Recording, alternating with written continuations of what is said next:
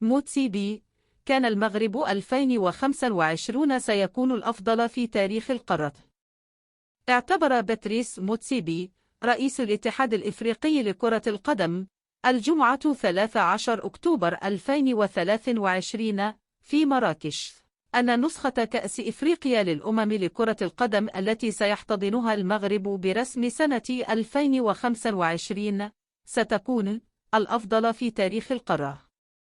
وقال موتسيبي في تصريح للصحافة على هامش الجلسة العامة للاجتماعات السنوية للبنك الدولي وصندوق النقد الدولي بمراكش إن أنظار إفريقيا والعالم ستتجه نحو المغرب خلال تنظيمه نهائيات 2025 علامة استفهام.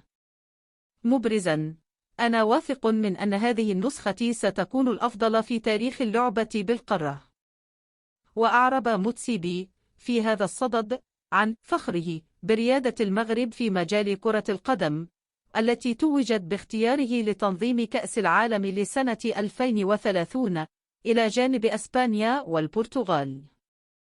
يشار إلى أن اللجنة التنفيذية للكونفدرالية الإفريقية لكرة القدم كاف اختارت بإجماع أعضائها المملكة المغربية لاستضافة النسخة 35 من بطولة إفريقيا للأمم برسم سنة 2025.